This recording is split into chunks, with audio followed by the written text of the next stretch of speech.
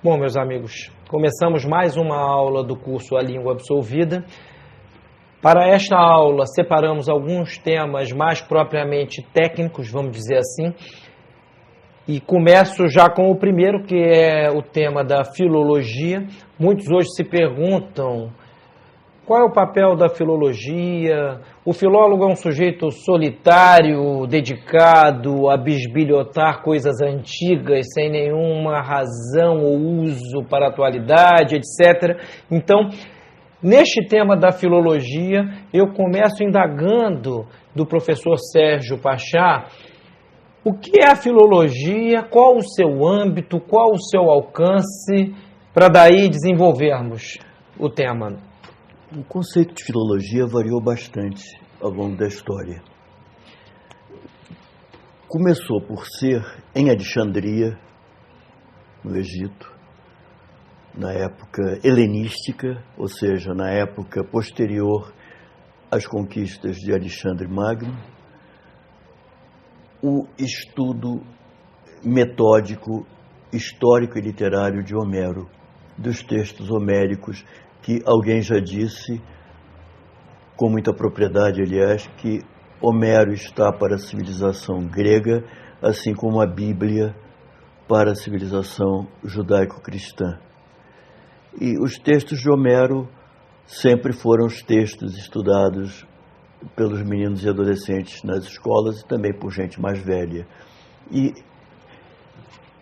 em Alexandria fundou-se uma imensa biblioteca, talvez a maior biblioteca da antiguidade, e à sombra dessa biblioteca criou-se uma escola de filologia, onde alguns eminentes estudiosos se dedicaram a fixar o texto de Homero e, em seguida, a comentá-lo.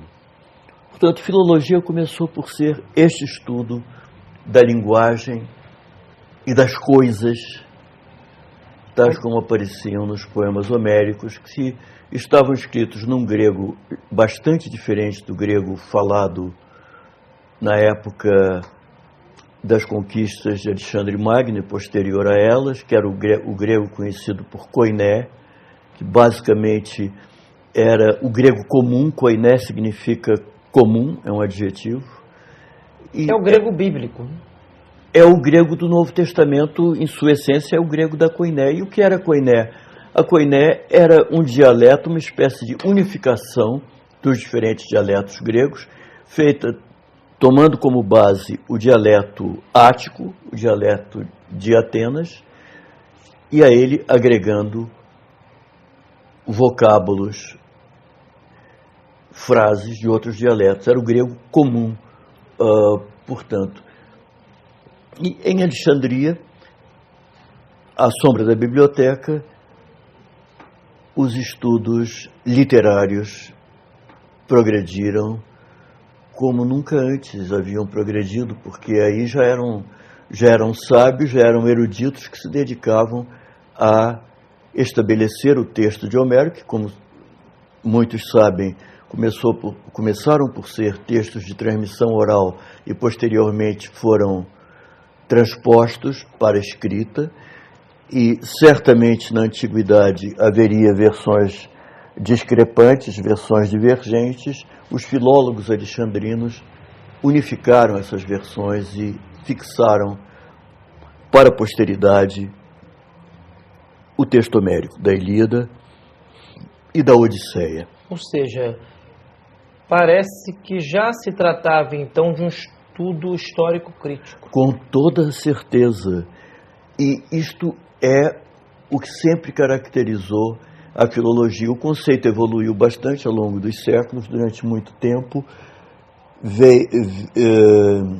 os eruditos na Europa e, por extensão, nas Américas, vieram a chamar de filologia qualquer estudo aprofundado da linguagem e das obras literárias, da linguagem das obras literárias, das coisas de que falam as obras literárias, sobretudo as mais antigas, as menos acessíveis ao leitor contemporâneo, etc.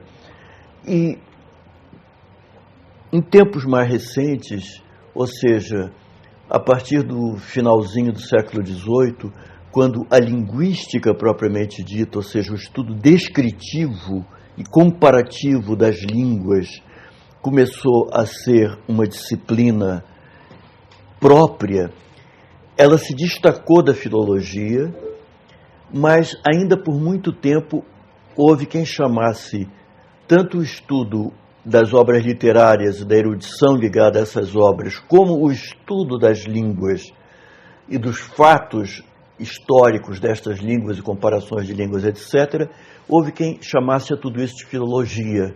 E era o caso, por exemplo, entre nós, quer dizer, entre nós luso-brasileiros, o caso de um eminente filólogo português, que foi José Leite de Vasconcelos, que escreveu abundantemente, não só acerca da língua portuguesa, historicamente considerada, da história da língua, da evolução da língua, do comentário de textos arcaicos, etc., mas também ele se dedicou, durante anos de sua vida, a estudos etnográficos de Portugal, de costumes populares, de usos populares, e tudo que se compreenderia hoje em dia ou por etnografia, que é uma palavra, aliás, que tenho para mim, está caindo em desuso, ou mais modernamente seria chamado de antropologia cultural.